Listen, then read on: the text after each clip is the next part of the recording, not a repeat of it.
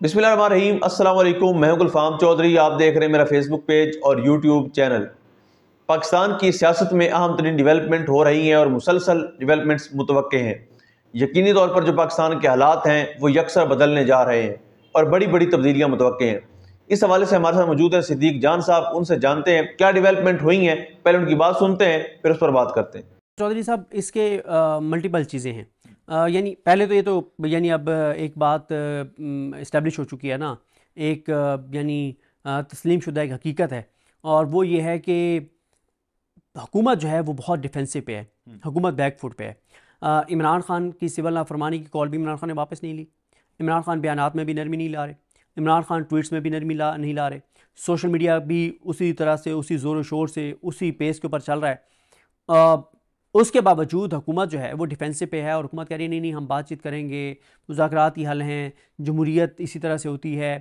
तो इसकी वजूहात क्या हैं? यानी कुछ तो हैं इंटरनेशनल वजूहात, वो मैं अपनी एक वीडियो कर चुका हूँ, उसमें मैं सारी इंटरनेशनल चीज़ें बता चुका हूँ। मसलन उसमें मेरा ये ख्याल है कि 4-5 जो चीज़ें हैं, एक ट्रंप का आना, और उसमें आप पहले सारी 4-5 चीज़ें इकट्ठी बता देता हूँ। ट्रंप का आना 20 जनवरी को, यूरोपियन यूनियन का GSP+ स्टेटस का रिव्यू, IMF वाला मार्च वाला रिव्यू, रेमिटेंसेस की इमरान खान की कॉल, कांग्रेशनल हियरिंग 22 वाली, फिर चैंपियंस ट्रॉफ़ी जो पाकिस्तान में हो रही है।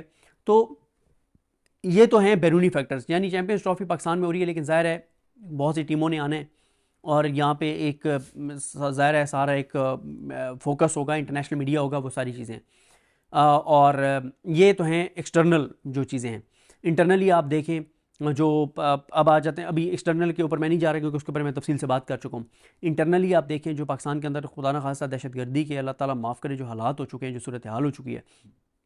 मसलन देखें 2 दिन में जो कुछ बलूचिस्तान में हुआ है, जो इधर KPK में लगी मरबत में हुआ है, पिछला जो 2024 का साल था, ये पिछले 10 साल रिकॉर्ड टूट गए हैं दहशतगर्दी के वाक़यात के। तो ये सारी सूरत हाल है। फिर देखें हुकूमत जो है ना, वो किसी जगह पे कोई नैरेटिव नहीं बना पाई। यानी देखें नैरेटिव का मुकाबला आपने नैरेटिव से करना होता है। इस वक्त इमरान खान के नैरेटिव का, बयानी का जादू सर चढ़ कर बोल रहा है। पूरी दुनिया में उसके बयानी की गूंज है, पूरे पाकिस्तान में उसकी बयानी की गूंज है। आप बाकी तो छोड़ें, मियाँ नवाज शरीफ का मतलब कभी कोई मतलब किसी ने पूछा ही नहीं कि कैदी नंबर क्या था। ठीक है, इमरान खान का जो कैदी नंबर है 804, उसके ऊपर गाने लिखे गए, तराने लिखे गए, वो एक सिंबल बन चुका है। वो 804 जो है वो करोड़ों रुपए पंजाब हुकूमत, मरीम नवाज की हुकूमत ने कमाए हैं। जो गाड़ियों का नंबर जो एक स्पेशल दिया जाता है इस वक्त, मैंने किसी से पूछा तो वो कहते हैं कि एक 786, उसके बाद सेकंड नंबर के ऊपर जो है वो 804 है, जो सबसे महंगा बिक रहा है। तो फिर क्यों मरीम नवाज की हुकूमत इसको इतना महंगा उसके इदारे बेच रहे हैं 804 को? भाई आप अंदाज़ा लगाए ना कि उसके कैदी नंबर का। मैं आज सड़क पे देख रहा था कि एक गाड़ी गुजर रही थी, तो वो गर्द पड़ी हुई होती है ना, तो हाथ से 804 लिखा हुआ था। मतलब पूरी दुनिया में ओवरसीज़ पाकिस्तानी जो है वो 804 नंबर ले रहे हैं। ठीक है, और किस तरह की सूरत हाल और क्या चीज़ें। तो इसलिए ना मतलब उससे रिलेटेड हर चीज़ ही मतलब इतनी पॉपुलर हो जाती है। और जो 8 फरवरी को क्या हुआ उसके नाम पे वो लोग बन गए MN MP जो कभी ज़िंदगी में सोच भी नहीं सकते थे, बगैर इलेक्शन सारी चीज़ों के बावजूद। हुकूमत उसके मुकाबले में कोई नैरेटिव नहीं बना सकी। अब मैं आपको बताऊं, देखें इस्टेब्लिशमेंट किस तरह से चीज़ों को देखती है। आप देखें कि एक कंपेन ज़ाहिर है, ओवरसीज़ पाकिस्तानी जो कंपेन कर रहे हैं, जो बातचीत कर रहे हैं, जिस तरह से ईमेल्स कर रहे हैं, वो किसी से ढका छुपा नहीं है। अब वो ओपनली इस चीज़ को कर रहे हैं। आपकी हुकूमत कहाँ पे है? आपकी PMLN कहाँ पे है? इन्होंने सोशल मीडिया पे इदारों को कितना डिफेंड किया है, किस तरह से डिफेंड किया है? कोई नैरेटिव बनाया? नहीं बनाया। आपके वज़ीर दिफा ख्वाजा आसिफ जो हैं, वो मियाँ नवाज शरीफ की वहाँ पे जाते हैं उसमें तकरीब में कोई मियाँ नवाज शरीफ की बर्थडे का केक काटने के लिए पूरे उस खित्ते से अपने हामियों को इकट्ठा करते हैं। क्या जी मियाँ नवाज शरीफ की सालगिरह का केक काटना है। दूसरी तरफ आप देख लें कि मैंने आपके ब्लॉग में पहले भी जिक्र किया था कि परवेज़ इकबाल लौसर साहब जो हैं वो वहाँ पे एक रैली निकाल रहे हैं और बात कर रहे हैं कि नहीं, ये जो पाकिस्तान के हवाले से ट्वीट्स आ रहे हैं, जो कंपेन्स आ रही हैं, उसको वो काउंटर कर रहे हैं।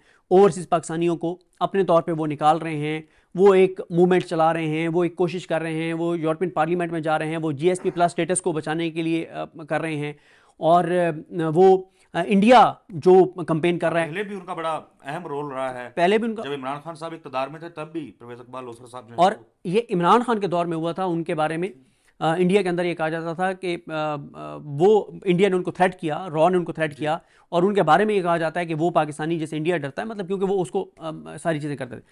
अब जब आप इधर से बैठ के देखते हैं कि यार ख्वाजा आसिफ जाता है और वहाँ मियाँ नवाज शरीफ के कसीदे बयान करता है, उसकी सालगिरह का केक काटता है, कोई वहाँ पे कोई नैरेटिव ऐसा नहीं बनाता, कोई उस नैरेटिव जो वहाँ पे चल रहा है उसको काउंटर नहीं करता, कोई ऐसी रैली नहीं करता, दूसरी तरफ वो अपनी पर्सनल कैपेसिटी में लोगों को निकाल रहे हैं। तो फिर आप बताएं ना कि किस तरह से आप इसको करेंगे। अच्छा, ख्वाजा आसिफ साहब के, सॉरी यहीं पे मैं रोकूंगा। इंटरेस्टिंगली पहले उनका एक स्टेटमेंट आता है जिसमें वो जो मुज़ाकरात चल रहे होते हैं वो कहते हैं कि जो मुज़ाकरात हो रहे हैं हमें तो बताया भी नहीं जा रहा। वो याद होगा उनका इस किस्म का स्टेटमेंट आया जिसका ये मतलब था, मफहूम था।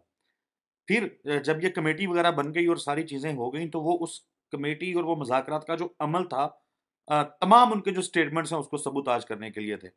तो वो तो शहबाज शरीफ को भी किसी खाते में नहीं लिखते जब उन्होंने स्टेटमेंट इस तरह के देने हों। और फिर एक चीज़ और है ना, देखें मुझे जो लगता है ना कि हुकूमत, देखें शहबाज शरीफ जब ये कहता है ना कि मुझे वसवसे आ रहे हैं, और फिर नजम सेठी कहते हैं कि शहबाज शरीफ ने अपने पाँव पर कुल्हाड़ी मारी है, मिलेंगे तो मैं पूछूंगा कि मियाँ साहब तो की है, ये तो नहीं कहना चाहिए था। आप तो अपने बंदों को बदगुमान कर रहे हैं, आप अपने लोगों को डरा रहे हैं। वो वसवसे जो थे, जब जिन दिनों में शहबाज शरीफ साहब को वो वसवसे आ रहे थे उन दिनों में सूरत हाल ये थी कि वो नुसरत जवेद साहब ने खबर दी थी।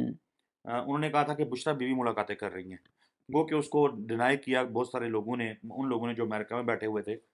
उस खबर के बाद गुज़िश्ता रोज़ मोहम्मद मालिक साहब जो हैं, बल्कि परसों, उन्होंने अपने प्रोग्राम में बताया कि वो नुसरत साहब को लिया हुआ था अपने प्रोग्राम में, और उन्होंने कहा कि जो आपने खबर दी थी मैंने उसकी तस्दीक की है और वो तस्दीक हुई है, वो खबर ठीक है, मुलाकातें हुई हैं, 4 मुलाकातें हुई हैं। उन्होंने फिर तारीखें बताई कि 25 को फ़लाँ को मुलाकातें हुई हैं। और फिर मज़ीद होमवर्क करने के बाद पता ये चला कि जिन साहब के साथ मुलाकातें हो रही थी, जो कोई गालबन पिंडी से पेशावर जाते थे, वो पाकिस्तान में मौजूद नहीं है बल्कि अपने किसी और काम पर पाकिस्तान से बाहर गए हुए हैं।